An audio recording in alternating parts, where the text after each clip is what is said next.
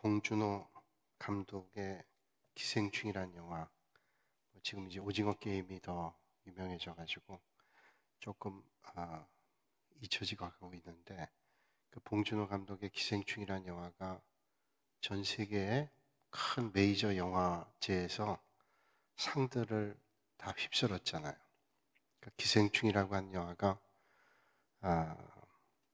인간의 숨겨진 어떤 본성들이 거기 담겨져 있다는 그런 의미죠. 그래서 기생충 같은 사람들이 세상에 많다, 그렇게 퍼져가고 있다 하는데 사람들이 많이 공감을 했다라고 영화 평론하기도 해요.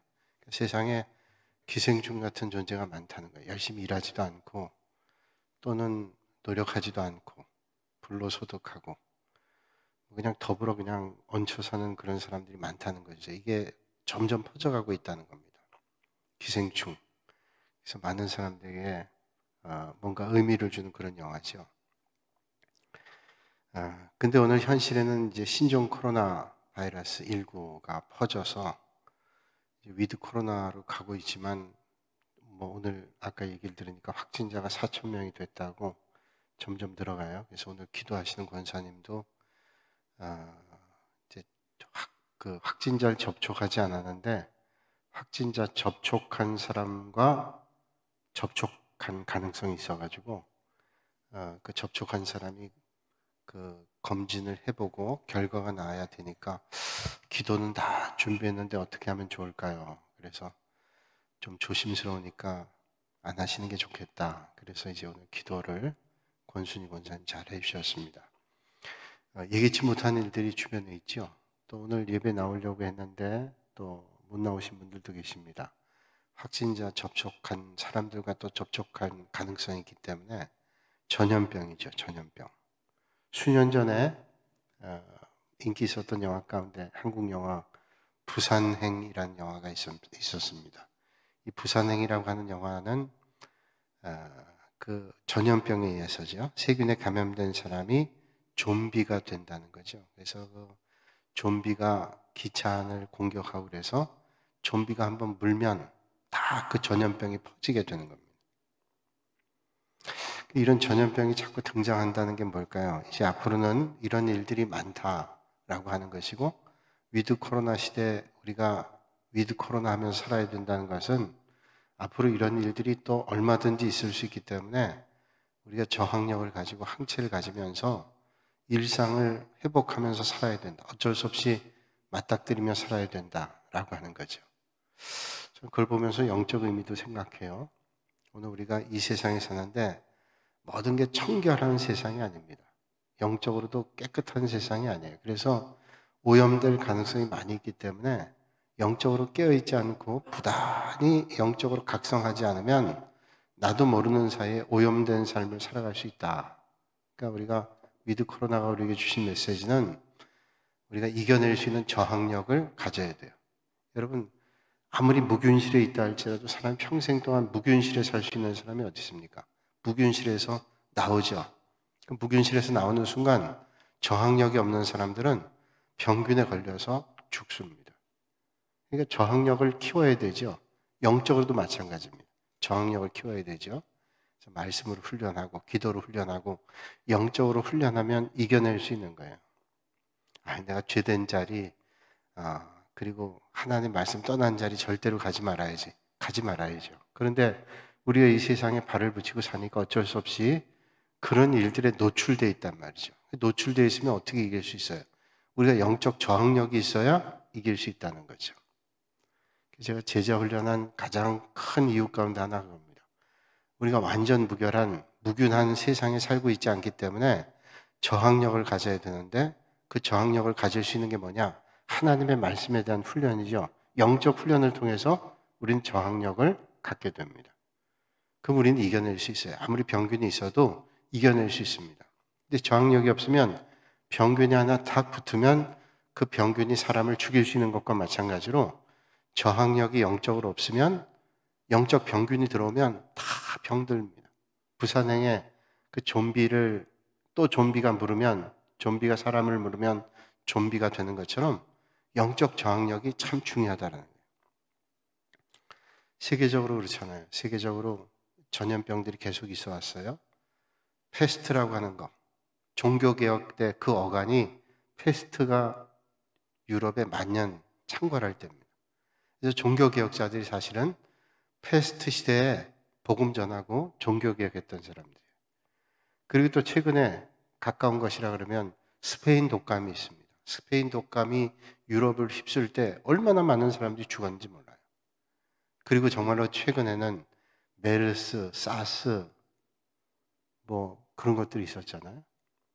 그리고 오늘 이제 우리는 코로나19를 맞닥뜨리고 있는데 우리가 건강을 위해서 저항력도 키우고 또 백신도 맞고 백신도 이제 한 번, 두 번 맞고 안 돼서 부스터샷 3번 맞고 그것도 맞는다고 안전하냐?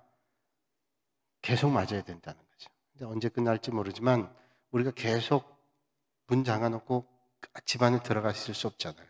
나와서 생활도 해야 되고 또 예배도 드려야 되고 그런데 계속 있을 수 없어요. 그러니까 우리가 이겨내야 되는 것밖에 없죠.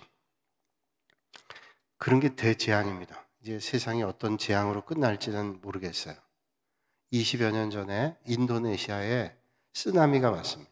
쓰나미가 와가지고 그 전에는 사실 뭐 쓰나미란 말을 듣긴 들었어도 이렇게 체감한 적이 없어요. 쓰나미가 와가지고 인도네시아의 해변을 강타해가지고 얼마나 많은 사람이 죽었는지 몰라요. 우리가 몇 년 전에 수라탄이라는 태국의 수라탄을 갔는데 그 푸켓에서 자동차를 타고 한 4시간, 5시간 가면 그 안에 내륙 쪽에 있는 그 지역입니다. 그 홍경환 선교사님이 사역을 했는데 그분이 한 20여 년 전에는 한 20년 가까이 전에는 수라탄에 있지 않고 푸켓에 있었습니다. 푸켓에서 처음 사역을 할 때 간지 몇 개월 되지 않았는데 주일날 아침 11시에 푸켓에 쓰나미가 왔어요. 그래서 그 선교사님이 푸켓에서 쓰나미를 다 목격했습니다. 그분이 그런 얘기를 해요. 주일날 아침 11시 보통 교회들이 예배 드릴 때잖아요. 바닷가에 얼마나 많은 사람들이 주일이니까 놀러 왔어요. 그래서 거기서 놀던 사람이 다 쓰나미에 휩쓸려 갔대요. 뭐 저는 그렇게까지 생각하고 싶지 않은데 그게 어떤 메시지를 줬대요. 예배 안 드리고 거기 가서 수영했다. 그렇게 단적으로 얘기할 수 없지만 하여튼 그때 와가지고 쓰나미에 얼마나 많은 사람 죽은지 몰라요. 그 쓰나미란 말이 그때부터 알려지게 되고 동일본에 쓰나미가 또 왔잖아요. 일본에. 그래서 방사능 유출되고 여러 가지 어려움이 겪었잖아요. 이런 재앙들이 세상에 곳곳에 있게 됩니다. 또 얼마 전에는 오스트레일리아, 호주에 산불이 나가지고 뭐 동물이 죽은 게 5억 마리가 더 죽었대요. 5억 마리. 그 산에 불이 나가지고 5억 마리가 넘는 동물들이 다 죽었다. 그래서 호주 그러면 코알라가 유명하잖아요. 코알라가 이제는 정말로 희귀한 정도로 호주에는 코알라가 많은데 코알라가 호주에 드물 정도로 그렇게 많이 코알라가 죽었다 그래요. 우리가 사건이란 말과 사고란 말을 합니다. 사건, 사고라고 말하기도 하고 또 재난, 재앙이란 말을 해요. 사건, 사고와 재난과 재앙은 조금 뉘앙스가 다르죠. 우리 이 땅에 살면서 사건, 사고, 재난, 재앙 받지 않고 살고 싶지만 오늘도 사는 사람들이 사건, 사고를 만나기도 하고 재난과 재앙을 만나기도 합니다. 근데 이 재난과 재앙은 어느 사람도 예외 없이 만나게 된다는 거예요. 특별히 오늘 요한계시록에 나와 있는 마지막 재앙, 이 마지막 재앙은 모든 사람이 만나게 돼요. 그런데 이 마지막 때 하나님의 말씀 앞에 있었던 사람들은 하나님께서 은혜의 손길을 베풀어 주시죠. 그러면 역사의 마지막 재앙은 과연 어떨까요? 어떤 게 과연 역사의 마지막 재앙일까요? 우리는 하나님의 말씀을 믿으니까 재앙이 이렇게 이루어지는구나. 7인, 일간 나팔, 7 대접 이렇게 재앙이 쭉 이루어지면서 그 재앙을 이겨내는 믿음의 성도들에 대한 말씀을 요한계시록의 말씀을 통해서 우리에게 주고 있는데 마지막 재앙이 도대체 어떤 재앙일까요? 고대 동방에 4명의 왕자가 있었다 그래요. 아주 지혜가 있고 총명한 4명의 왕자였는데 아주 영특한 사람이었고 최첨단의 것들을 잘 배웠던 그런 사람들입니다. 이 4명의 왕자가 이런저런 얘기를 하다가 의견 모았습니다. 우리가 앞으로 점점 발전하는데 세상이 악해가니까 이 세상에 인류를 도움을 주기 위해서 우리가 뭔가를 배워서 인류에 도움을 주자. 그래서 세상에 나가서 최고의 좋은 학문을, 과학을 배워서 인류 문명의 발전을 위해서, 인간 보존을 위해서 우리가 좋은 걸 배우고자. 그래서 4명의 총명한 왕자가 뿔뿔이 흩어졌답니다. 뿔뿔이 흩어져서 이제 좋은 과학과 학문을 배워가지고 온 거예요. 그래서 어느 시점에 한 곳에 모였습니다. 그리고 첫째 왕자가 가서 얘기하는 거예요. 나는 아주 좋은 학문을 배웠는데, 좋은 과학을 배웠는데, 마른 뼈만 있으면, 어떤 마른 뼈든지 그 마른 뼈만 하나 있으면 거기에다가 근육을 붙일 수 있는 기술을 배웠다. 그러니까 마른 뼈만 있으면 거기다 근육을 붙이는 거예요. 둘째 왕자가 얘기하기를, 나는 마른 뼈에 근육을 붙여놓으면 거기다 겉에다가 가죽과 털을 붙일 수 있는 기술을 배웠다. 그런 얘기를 하는 거예요. 세 번째 왕자가 말하기를, 나는 그 뼈에 그 가죽과 털을 갖다 붙여놓으면 거기다가 몸체를 만들 수 있는 그런 기술을, 그런 과학을 배웠다. 마지막 왕자는 아이고 잘 됐다고. 자, 그 뼈에다가 이제 가죽과 털을 붙이고 근육을 만들고 그리고 몸체를 만드는 그 몸에다 나는 그 생명을 불어넣을 수 있는 과학을 배워가지고 왔다. 그럼 이제 뼈 하나만 있으면, 말라붙은 뼈 하나 있으면 생명을 만들어내는 거예요. 이제 네 왕자가 힘을 합해가지고 이제 생명을 만들기 위해서 깊은 숲속에 들어갔는데 바닥에 마른 뼈가 하나 있더랍니다. 어떤 동물의 뼈인지는 몰라요. 그 마른 뼈에다가 첫 번째 왕자가 거기다가, 첫 번째 왕자는 뭐예요? 근육을 붙이는 기술이죠. 근육을 붙였어요. 두 번째 왕자가 거기다 가죽과 털을 붙였습니다. 세 번째 왕자는 거기다 몸뚱이를 붙였어요. 이게 형체가 아주 근사한데 가만 보니까 사자 모양이에요. 사자 모양. 이게 그 뼈가 이제 봤더니 사자뼈였습니다. 거기다가 마지막 왕자가 생명을 불어넣었어요. 어떻게 돼요? 사자가 생동감 있게 살아가지고 엉 하더니 네 왕자를 다 잡아먹었대. 그러니까 그 좋은 과학과 기술을 배워가지고 어떻게 했어요? 네 왕자가 다 잡아먹히고 말았어요. 이거는 만들어낸 얘기겠죠. 그런데 이 말이 우리에게 주는 메시지가 있습니다. 첨단 과학이 아무리 발전한다 할지라도 그걸 통제하거나 억압하거나 관리할 수 없으면 그 과학에 의해서 우리 인간은 망할 수도 있다. 그러니까 빨리 첨단 모든 것들이 중요한 게 아니라 그 마지막 때 우리가 어떤 일들을 잘 감당하는 게 중요한가 하는 거죠.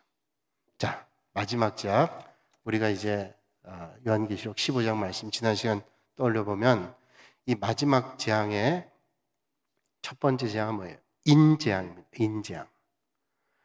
7개 인재앙이 있었고 그 다음에 7 나팔의 재앙이 있었습니다. 그리고 마지막 재앙에 해당되는 게 7 대접의 재앙이에요. 7 대접의 재앙. 근데 요한계시록 15장의 말씀은 7 대접의 재앙 가운데 서론에 해당이 됩니다. 서론에. 이 7 대접의 재앙이 쭉 전개가 되는데 가장 서론이 되는 재앙에 대한 7 대접의 재앙의 서론에 되는 얘기가 15장에 나와 있다는 거예요. 주님께서 재림하실 때 틀림없이 이 땅에서 하나님 믿지 않은 불의한 자들은 심판받게 될 것이고 그동안 하나님 잘 믿고 믿음의 생활을 잘 감당했던 사람들은 하나님께서 위로해 주시고 칭찬을 주시고 귀한 생명의 면류관을 허락해 주실 거다. 이것이 7 대접의 재앙의 이야기입니다. 그런 말씀을 오늘 주고 있어요. 그래서 이 대접의 재앙을 이야기하시면서 이제 그 7 대접의 재앙을 내릴 때 하나님의 백성들은 하나님 돌봐주시잖아요. 근데 하나님의 백성이란 이름만 가지고 있고 믿음의 길을 제대로 걷지 않는 사람들은 이 불안한 겁니다. 과연 정말로 그 믿음의 삶을 살았던가라고 하는 하나님의 심판 앞에 판명된다는 거죠. 예수님 앞에서 믿음의 절개를 지키지 못한 사람들, 또 하나님의 뜻 안에 살지 못한 사람들은 아주 분명하게 마지막 재앙 때 드러나게 될 거예요. 그래서 요한계시록 15장 2절과 4절의 말씀에는 어린 양의 노래, 승리의 노래죠. 어린 양의 승리의 노래가 불려지게 됩니다. 그걸 어린 양의 노래라고 얘기하기도 하고 모세의 노래라고 하는데 2절 말씀에 이렇게 말씀합니다. 또 내가 보니 불이 섞인 유리바다 같은 것이고 짐승과 그의 우상과 그의 이름의 수를 이기고 벗어난 자들이 유리바닷가에 서서 하나님의 검은 걸 가지고 하나님의 종 모세의 노래 어린 양의 노래를 불러 이루되 이렇게 말씀했습니다. 자, 이제 천상회를 보니까 불이 섞인 유리바다를 지났어요. 지나간 겁니다.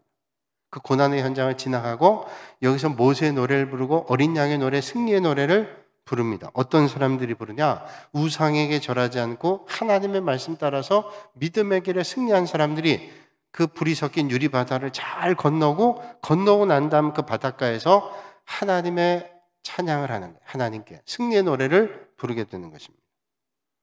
그 벗어난 자들이 바로 사단에게 복종하지 않은 666의 표를 받지 않은 사람들이다. 성경이 말씀하죠. 거기서 이제 검은 곡, 하프를 뜯으면서 노래를 부른다. 그렇게 말씀합니다.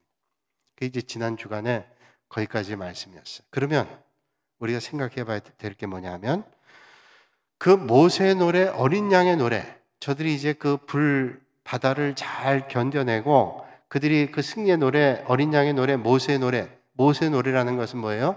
이스라엘 백성들이 광야를 잘 끝내고 가나안 땅 목전에서 부른 노래죠. 그러니까 그 약속의 땅 목전에서 부른 노래예요. 광야 생활을 다 통과하고 이제 하나님을 찬양하는 그런 노래인데 그 찬양의 노래가 과연 어떤 노래인가라고 하는 것을 오늘 말씀해 주고 있어요. 그 말씀을 우리가 한번 살펴보려고 그래요. 자, 그러면 여기 모세의 노래, 어린 양의 노래는 네 가지로 생각할 수 있습니다. 어린 양의 노래, 모세의 노래, 과연 승리의 노래, 어떤 노래를 불렀는가? 네 가지로 생각할 수 있는데요. 먼저는 3절입니다. 주 하나님 곧 전능하신 이여라고 말씀해요. 자, 이 찬양의 노래는 뭐냐면 하나님을 찬양하는데 하나님은 전능하신 하나님이다. 그렇게 노래한다는 거예요. 아마 예수 믿는 사람 치고 하나님은 전능하시다라는 말을 부인할 사람은 아무도 없을 거예요. 우리가 믿고 따르는 하나님은 이 세상에 어떤 우상들이 우상으로 여겨지는 또 하나님 믿지 않는 사람들이 섬긴다는 그 우상의 신과는 비교할 수 없는 전능하신 하나님이라는 것은 뭐 믿는 사람들은 더 말할 것도 없어요.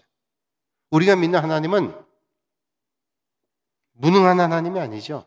전능하신 하나님. 못하실 게 없는 분이에요. 전능은 뭐예요? 못하실 게 없는 분이에요.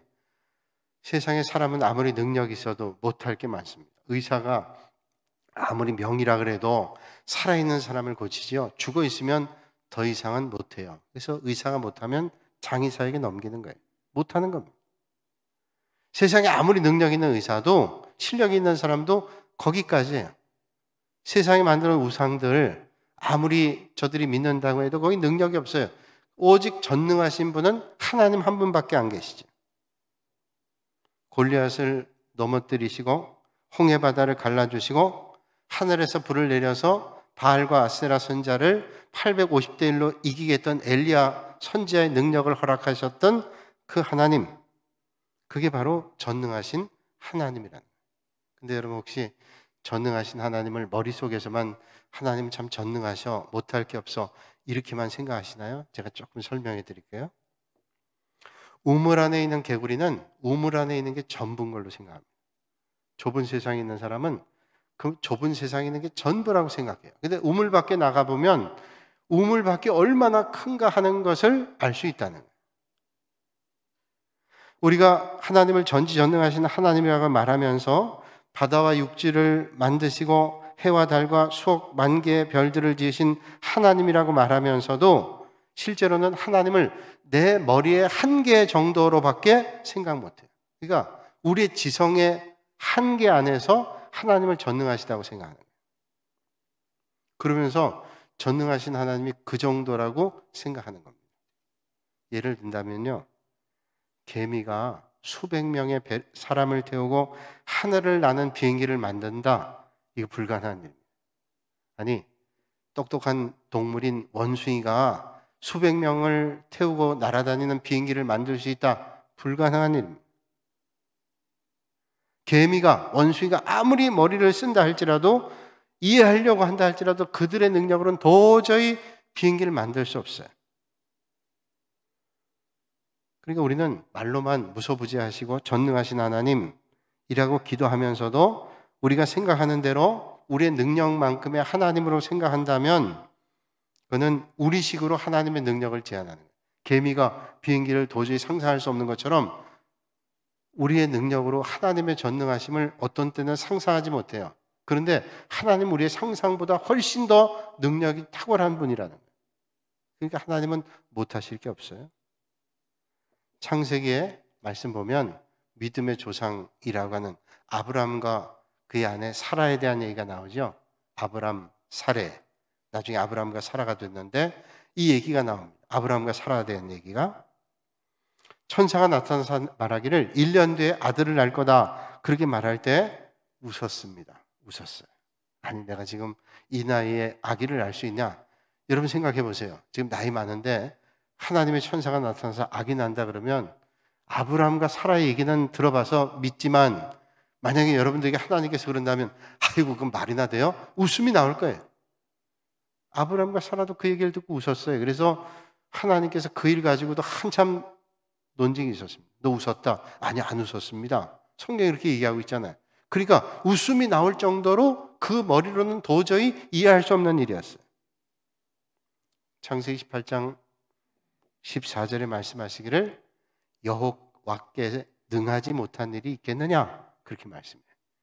여호와 하나님께 능하지 못한 일이 있겠느냐는 말은 여호와 하나님께 능하지 못한 일은 없다라는 거예요. 다 능하단 말이에요. 여러분, 우리가 하늘 보면 별이 있습니다. 그 별이 모여 있는 것을 은하계라 그러는데 은하계, 뭐 이제 우리는 여기 하늘 봐도 이렇게 별 많이 안 보이지만 여기 서천만 가도 별이 많이 보이더라고요. 또 공기 좋은 데 가면 공기 좋은 나라 같은데 아프리카 같은 데 가면 별이 쏟아질 정도로 많다래요. 뭐 별은 다 똑같이지만 그렇게 날씨가 맑아 보이는 거겠죠. 은하계 하나의 별이 얼마나 많이 있냐면 수억만 개가 있어요. 수억만 개. 수억만 개가 있는데 그 은하계가 또 얼마나 많은지 몰라요. 수억만 개의 별이 있고 그 수억만 개의 별이 있는 은하계 이쪽 끝에서 저쪽 끝까지 은하계가 이쪽 끝부터 저쪽 끝까지 넓이가 얼마나 되는가 하면 10만 광년이 걸립니다. 10만 광년. 은하계, 같은 은하계 안에서 이쪽 별에서 저쪽 별 끝까지가 10만 광년, 10만 년도 안 해요. 10만 년이 아니라 10만 광년이라는 말은 뭐냐면 1초에 빛이 지구를 몇 바퀴 돕니까? 잘 모를 때는 여러 바퀴 돕니다. 이러면 되죠. 네. 빛이 1초에 지구에 7바퀴 반 돌다. 그러면 1초에 지구를 7바퀴 반을 도는 그 빛이 10만 광년을 간다 그러면 은하계, 같은 은하계 이쪽 별에서 저쪽 별까지 엄청나게 넓은 거죠. 또 그 별을 1초에 하나씩 센다 그러면 그 별을 다 셀 수 있는 시간이 얼마나 걸리냐면 2000년이 걸린대. 2000년. 얼마나 별이 많아요. 그걸 다 하나님이 창조하셨대요. 그 은하계만 아니라 은하계가 또 얼마나 많아요. 몇천 개가 아니에요. 제가 옛날엔 배웠는데 지금 기억이 안 나서 얼마나 많은지 모르는데 이렇게 얘기하는 거예요. 얼마나 많은지. 그러니까 그 수억만 개가 있는 별인 은하계가 또 엄청나게 많아요. 그러니까 여러분 창조주의 능력이 뭐냐? 전지전능하시다는 것은 못할 게 없다라는 정도가 아니라 우리가 한번 산술적으로 계산해 본다면 그 은하계 별들 다 만드시고 이 세상의 우주 만물 다 만드시고 이 전 세계에 있는 인구 한 70억 된다 그러면 70억의 모습이 다 다르고 지문이 다 다르고 이 능력이라고는 말할 수 없는 그런 하나님이라는 거죠. 하나님은 우리가 생각하는 범주에 머무시는 분이 아닙니다. 전능하신 하나님은 그런 분이죠. 영국 비평가이고 사상가인 존 러스키는 말하기를 그의 티끌의 윤리라는 책에서 이런 말을 했습니다. 진흙땅은 하나님이 들어쓰실 때 무엇을 할 수 있을까요? 진흙땅, 하나님 들어쓰시면 뭘 하실 수 있을까요? 그 질문에 대답은 이런 대답이었습니다. 존 러스킨이 이 진흙 가지고 뭘 만들 수 있을까 하나님이? 그가 스스로 대답합니다. 이 진흙 가지고 하나님은 사파이어도 만들고 이 진흙 가지고 하나님 오팔도 만들고 이 진흙 가지고 하나님은 다이아몬드도 만들고 이 진흙 가지고 하나님은 사람도 만들고 세상의 모든 만물을 만드시는 분이 하나님이시다. 그러니까 여러분 전능하신 하나님이에요. 그러니까 지금 이 불바다를 건너고 난 다음에 모세의 노래, 승리의 노래, 어린 양의 노래를 부르는 게 어떤 노래냐면 가장 먼저 전능하신 하나님. 여러분 삶의 자리에 그런 전능하신 하나님을 찬양하시는 여러분들이 되시기를 주님의 이름으로 축복합니다. 야, 전능하신 하나님이 우리를 인도하시는구나. 여러분 혹시 우리의 신앙이 게을러지고 우리의 믿음이 연약해질 때가 있다면 이 말씀을 생각해 보세요. 하나님 전능하시는데 우리가 그렇게 계산해 보니까 엄청난 하나님이, 그 전능하신 하나님께서 우리를 틀림없이 인도하시는 1.1핵에 틀림이 없이. 오늘 주보는 오타가 났어요. 7대첩 이렇게 썼잖아요. 근데 하나님은 그런 실수가 전혀 없어요. 하나님은 완벽하신 분. 우리가 생각할 땐 그게 우연이고 야, 그건 참 우연도 기가 막히다 그렇게 할 수 있지만 하나님의 손길은 우연이 없어요. 그래서 이어진 말씀이에요. 그리고 하시는 일이 크고 기이하다. 하나님이 하신 일이 그래서 그런 전능하신 하나님이기 때문에 우리의 생각으로는 도저히 다 담을 수 없는 하나님이기 때문에 그분의 하시는 일은 뭐예요? 크고 기이하세요. 주님이 하신 일. 크고 기이한. 야, 놀랍다는 거죠. 얼마나 놀라운지 대단히 놀랍다는 거예요. 가끔 여러분 마음속에 시험 들 때 있습니다. 하나님 하신 일을 보면 답답할 때 있어요. 하나님 빨리빨리 응답해 주시면 좋겠는데 하나님께서 응답하시지 않은 것 같고 하나님께서 과연 내 기도를 들으시는가 하는 생각이 들 때도 있고 답답한 마음을 가질 때도 있어요. 그래서 하나님께 투덜거려 봅니다. 그런데 말씀의 저울에 달아보니까 내 부족한 모습만 드러나지 하나님은 부족한 분이 아니에요. 전능하신 분입니다. 하나님께서 하신 일이 어떤 데는 답답하게 느껴진다 할지라도 결론은 뭐예요? 하나님은 참 놀랍고 기이하게 역사하시고 오늘도 틀림없는 하나님의 시간으로 우리를 이끌어 주신다. 그래서 그 주님의 손길을 보면서 우리는 전능하시다는 걸 깨닫고 하나님이 하신 일은 크고 기이하다 이렇게 고백하는 거예요. 여러분 삶의 자리에도 느끼잖아요. 하나님 하신 일 참 크고 놀랍고 기이하다. 지난 주일날 이광수 목사님 오셔서 제가 새벽에 잠깐 말씀드렸는데 목사님 혼자 오시기로 했는데 그 케냐 선교사님 오셨어요. 그 선교사님이 목사님 여기 오신다니까 그럼 내가 가서 목사님 주일날 말씀 전하니까 가서 저도 좀 들으면 안 돼요? 그랬대요. 그래서 그러면 같이 가자. 또 이 목사님 연세가 많으시니까 혼자 오시는 게 좀 부담스러운데 같이 누가 동행한다는 게 도움이 된 거예요. 그래서 오셨어요. 오셨는데 그 김옥시 선교사님은 하나도 준비 안 한 건데 목사님이 그 한번 선교지 얘기도 한번 하라고. 그러니까 아예 못 하겠어요. 그런데 한번 하라고 또 얘기했어요. 그건 원래 계획된 게 하나도 아니었어요. 근데 하게 됐어요. 하면서 또 좀 마음에 감동이 돼서 그분 그 우물 파는 거 옛날에 아프리카 우물 파는 게 있었는데 이제 수도를 놔준다 그러니 정부에서 2억을 내는데 거기에 4천만 원 너희들이 너희 지역이니까 분담해라. 그 선교사님이 그 책임 맡았는데 제가 말씀드렸죠. 그래서 1,000만 원은 이광순 목사님이 어떤 권사님이 맡겨놓은 돈 가지고 이자 몇만 원 더 보태서 1,000몇만 원 그거. 그다음 본인이 받은 상금 1,000만 원, 2천만 원 좀 넘는 돈이죠. 그래서 이광순 목사님 말씀 그거 정부에다 얘기해서 한 2천만 원을 깎자고 얘기하라고. 정부에서 케냐 정부는 그렇게 부자가 아닙니다. 더 받으려고 그러지 절대로 깎아주지 않습니다. 그래? 근데 보통 또 미션 라이트에서 시상할 때 원로 선교사님 한 분하고 현역 선교사님 한 분씩 시상을 하는데 원로 선교사님 그 필리핀의 선교사님이었던 유동원 목사님이라는 분 계세요. 이분은 필리핀에 선교를 하시다가 한국의 중곡동교에서 목회하셨는데 한 10여 년 목회했는데 필리핀에서 그 목사님을 또 보내달라는, 지금 담임 목회를 잘하고 계신데 보내달라는 겁니다. 우리는 파더, 아버지가 없이는 우리는 도저히 신앙생활을 할 수 없다 그래서 담임 목회를 그만하시다가 그분이 필리핀 또 갔어요. 그런 참 대단히 훌륭한 목사님이죠. 어떤 면에서 안정적으로 목회할 수 있고 또 교회도 그때 아주 유명한 교회였어요. 근데 그거 다 그만두고 또 필리핀에 가서 거기서 은퇴하셨어요. 한 10여 년 또 사역하셨어요. 그분이 이제 원로 선교사님으로 상을 받게 됐는데 상금이 1,000만 원씩 받은 거예요. 그러니까 본인이 받은 1,000만 원도 있는데 이제 그 유동원 목사 선교사님이 1,000만 원 받았는데 그 상금의 절반을 이 케냐를 위해서 주셨어요. 그리고 500만 원은 이제 필리핀 자기가 섬겼던 그 지역에 장학금 또 이런 또 어려운 분들 돕기 위해서 그렇게 하고 2,500만 원 됐어요. 그리고 그날 또 시상식 온 사람 그 케냐 선교사님의 친구 아버지가 그게 감동받아서 또 500만 원 했어요. 3천만 원, 3천 몇만 원 됐잖아요. 제가 그 얘기를 들었을 때 그런 얘기 했다 그랬죠. 하나님 하시겠네. 이미 다 해놓으셨어요. 4분의 3을 하셨으니 하나님 하시겠다. 그런 마음 가졌어요. 그리고 어떻게 진행될지는 모르잖아요. 제가 새벽에도 잠깐 말씀드렸지만 그리고 예배 끝나고 가는데 윤 목사님에게 어떤 분이 이제 헌금하겠다고 목사님에게 전달달라고 해서 저한테 줬어요. 봤더니 그거 이제 전달해 드렸어요. 그 100만 원. 근데 이제 그분 저녁 식사 대접하러 가고 있는데 어떤 분이 전화해서 내가 마음에 감동이 됐는데 남편하고 의논했는데 저희가 500만 원 감당하겠다. 500만 원, 600만 원 됐어요. 그런데 또 어떤 분이 새벽에 또 100만 원, 700만 원 됐어요. 또 제자 훈련하는데 누가 또 하겠다고 800만 원 됐어요.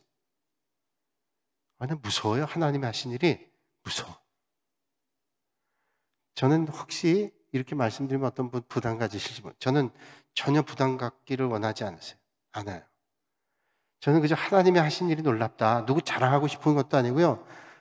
근데 저는 제가 인간적인 마음으로는 참 좀 미안하기도 하고 그래요. 왜냐하면 그분들이 그거 참 뭐 큰 부자도 아닌데 뭐 정말로 마음은 부자고 신앙은 부자인 분이죠. 그분들이 정말로 얼마나 아끼고 그렇게 하시는 건 제가 아는데 그렇게 한다는 게 얼마나 귀해요. 오늘도 그 얘기했어요. 참 너무 훌륭하신 교인들이 너무 많으시다. 내가 그거 안 하는 거 뭐라는 건 절대로 그런 마음 없어요. 이게 하나님이 하신 일이에요. 하나님이 하신 일. 그래서 하나님이 하신 일은 정말로 크고 귀하다라고 하는 거예요. 크고 귀하다. 여러분 오늘도 여러분 누군가를 통해서 하나님의 크고 놀랍고 귀한 일들은 하나님이 역사하시는 거예요. 제가 2004년 2월 29일에 동북교회 부임했어요. 2004년 2월 29일에. 벌써 세월이 꽤 갔죠.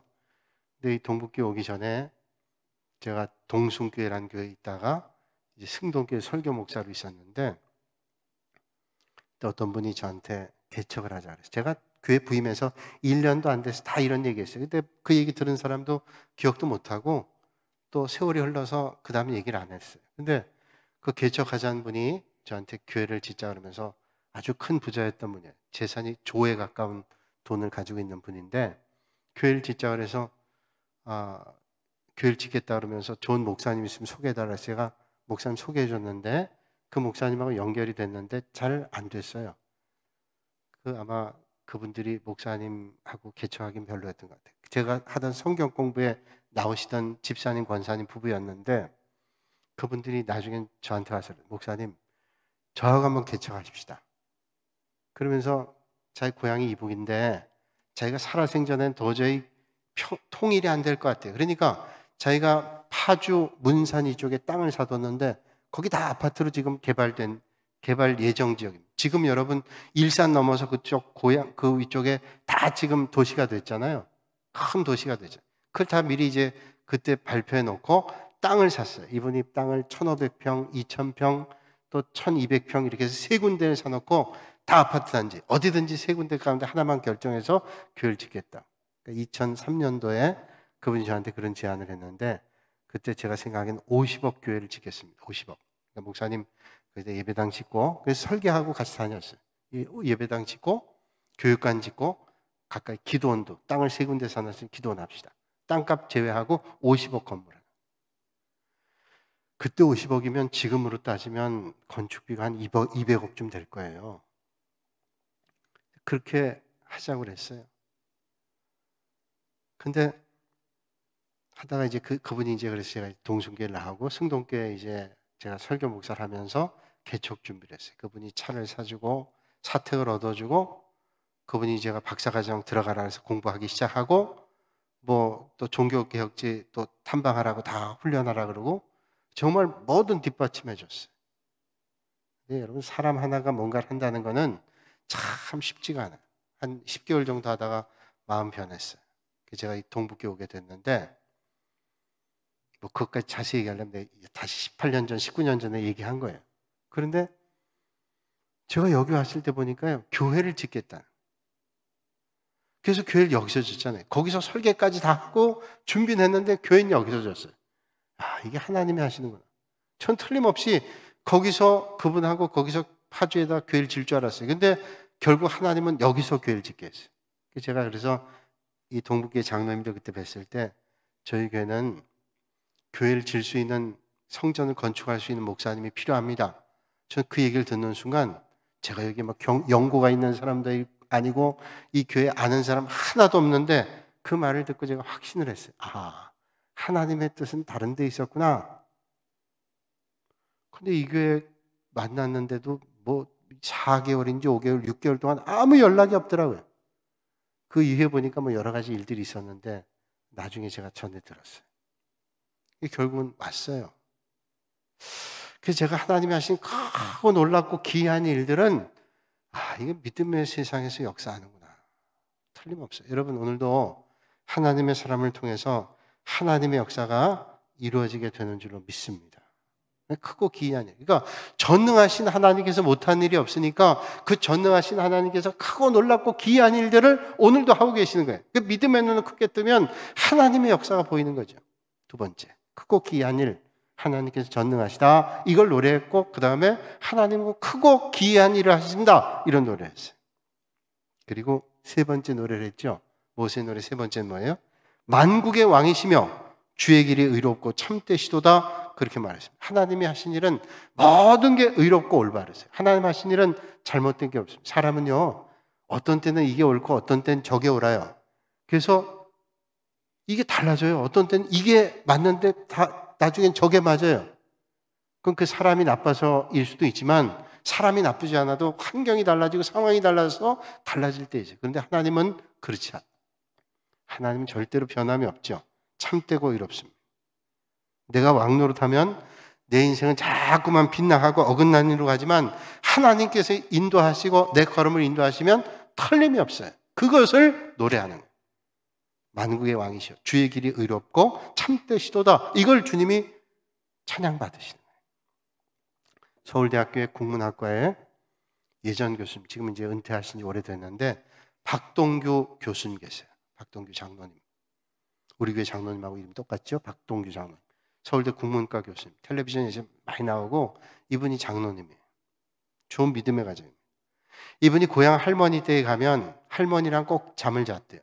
할머니가 기도를 많이 하셨던 분 같아요. 겨울이면 장작을 떼기 때문에 아침이 되면 장작이 거의 시들해져서 추워졌답니다. 그때마다 할머니가 일어나서 기도했대요. 새벽 공기를 가르고 교회를 갔다 기도하고 오시는 거죠.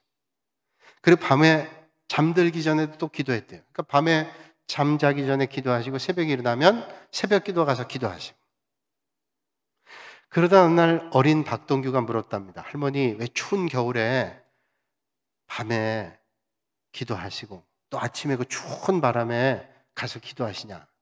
밤에도 기도하고 아침에도 기도하는 게 이상했던 모양. 어린 박동규가 물었더니 할머니가 그런 얘기 하더래요. 할머니가 자기 머리를 쓰다듬으면서 이런 말 했대요. 아침에는 오늘도 하나님께서 지켜주시지 않으면 살 수 없습니다. 하나님 오늘도 하루를 지켜주세요. 그렇게 기도했대요. 밤에는 왜 기도하셨어요? 밤에는 그 하나님께서 온 종일 동안 나를 인도해 주신 게 너무 감사해서 밤에는 기도하는 거예요. 그거잖아요. 여러분 아침에는 하나님께서 나를 인도하시지 않으면 내가 살아갈 수 없습니다. 하나님께 인도하심을 기도하고 하루를 마칠 때는 감사함으로 기도하고 이게 믿음이잖아요. 그건 뭐예요? 내 인생의 운전대를 내가 붙잡지 않고 하나님께서 붙잡아 주시길 원합니다. 내가 오늘 혼자 못 삽니다. 하나님께서 내 걸음을 인도해 주세요. 이런 믿음의 기도. 여러분 만국의 왕이 되시는 하나님께서 우리의 걸음을 인도하세요. 여러분 내 인생의 인도자가 누구세요? 오직 하나님이 되셔야죠. 여러분 하나님께서 내 인생의 인도자가 되시면 여러분의 삶에 진정한 평강과 은혜가 넘치게 될 줄로 믿습니다. 내가 내 인생을 운전한다고 생각해 보세요.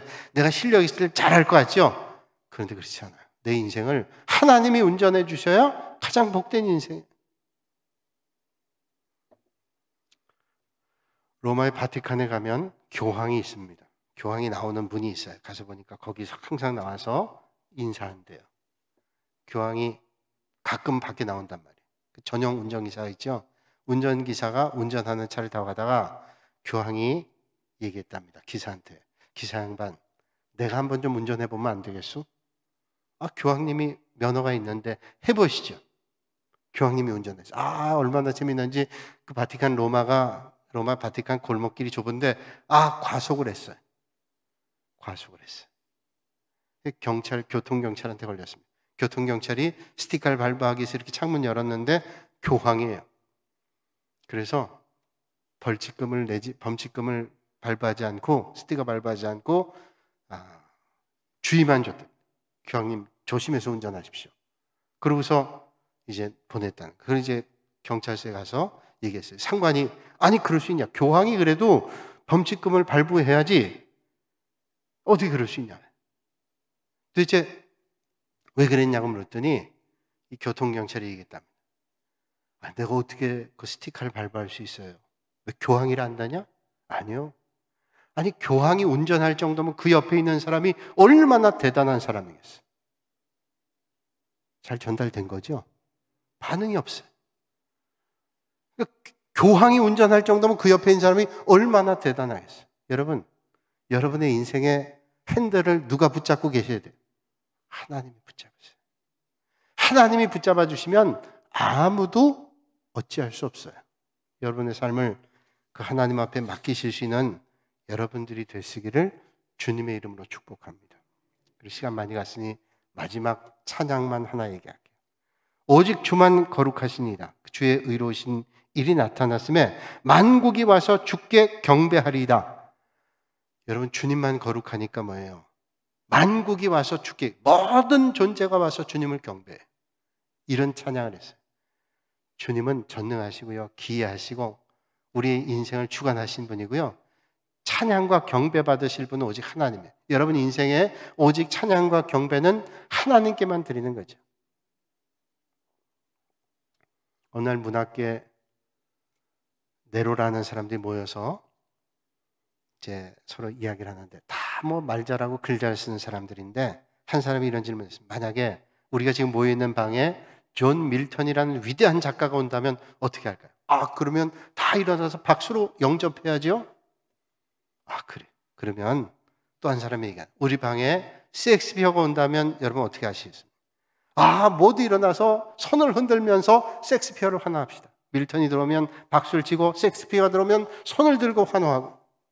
그런데 믿음 좋은 작가 한 사람이 저들을 향해 말했습니다. 그렇다면 만왕의 왕이신 예수 그리스도께서 오신다면 우리는 어떻게 할까요?